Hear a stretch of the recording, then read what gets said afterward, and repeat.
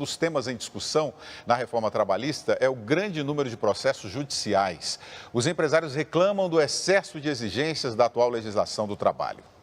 Rogério já gastou mais de R$30 mil com as 3 ações trabalhistas que moveu. Como ganhou todas, não saiu no prejuízo. A gente monta um projeto, trabalha 1, 2 anos, 3 anos até mais.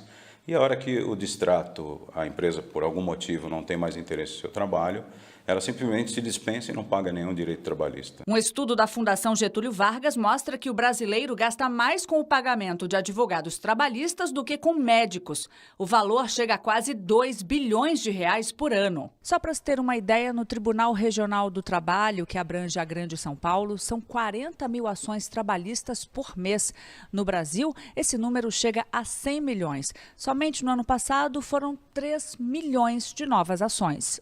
O relator da reforma trabalhista, o deputado federal Rogério Marinho, esteve ontem no Roda Viva e defendeu que o acordo entre patrão e empregado tenha um peso maior nas negociações para diminuir o número de ações trabalhistas na Justiça. E se nós estabelecermos, como estamos tentando estabelecer, mecanismos de negociação extrajudicial, acordo, é possível que nós não tenhamos esse número tão grande de litigância que não é bom para ninguém, né? Porque a litigância excessiva, ela é ruim para quem emprega, é ruim para quem trabalha, é ruim para o judiciário, é ruim para quem fiscaliza, é ruim para o país.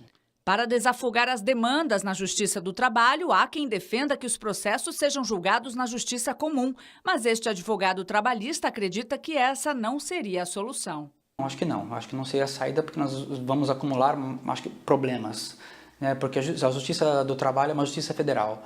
Então você teria que ir para a Justiça Civil Federal, que hoje eu entendo que não teria estrutura nenhuma para suportar essa demanda. Este coordenador da FAAP na área de administração e cidades explica que a nossa legislação do trabalho é antiga e precisa de mudanças urgentes. É uma legislação arcaica, data de 1943, fascista, porque foi baseada na legislação de Mussolini. A lei não acompanhou o mercado, né? Faz tempo que tem que mudar. Consultando toda a sociedade, dá para fazer uma reforma trabalhista sem prejudicar o trabalhador. Cortella, esse número de ações, né, tão grande, é por conta da lei que é desatualizada ou porque o empregador sempre age de má fé? Porque o empregador já entra na frente do juiz e tem no Brasil uma questão. A justiça mais crível, mais acreditável pelo povo é a justiça do trabalho. Sem imaginar aquela que ele tem maior nível de confiabilidade. Quando a gente vê outras demandas que são feitas no nosso cotidiano, a população não tem assim uma fé tão grande. Mas a expressão vou pôr no pau, né, no sentido de vou levar para a barra, né, para a tabela do tribunal, vou pôr no pau. O que significa essa expressão pelo país afora? Agora você vai ver. Quase que é uma relação assim de um confronto, quase que de vingança. E é claro que a legislação favorece, em vários momentos, que a patifaria possa acontecer dos dois lados. Mas o nível de desproteção, né, dos trabalhadores, no que se refere à legislação, sempre foi tão grande no Brasil, porque mesmo como foi lembrado pelo professor da FAAP, né, que a gente tenha uma legislação que foi apoiada na Carta de Lavoro, né, do Mussolini, ainda assim, aquela carta do Mussolini ela não era tão protetora de trabalhadores em si, ela dava mais poder a uma parte do Estado e do empresariado. Então, é preciso sim fazer uma mudança. É necessário que a gente entenda, né, que o Brasil judicializa em excesso essa questão a um custo altíssimo, mas ainda assim serve como ameaça. Num país que ainda há gente que resiste a registrar a empregada doméstica, achando que isso é fora de propósito. Você imagine o que pode acontecer no dia a dia. Um país que ainda tem, né, em 2017, situações de trabalho escravo. Em 2017, isso significa que há aí a necessidade de mexer dos dois lados. Mas a ideia clássica é assim, se você fizer, vou te pôr no pau. E aí então a lógica você vai ver lá na justiça como é que vai ser. Então, ainda é algo em que o confronto entre patrões e empregados, patroas e empregados, patroas e empregados, ele se dá quase como uma situação de vingança. Isso não é bom, porque nem sempre produz justiça. Tem abuso dos dois lados, Dimas. Tem o Sérgio César aqui dizendo justiça trabalhista. É só você andar no centro de São Paulo, nas pistas do Poupa Tempo, você escuta advogado trabalhista.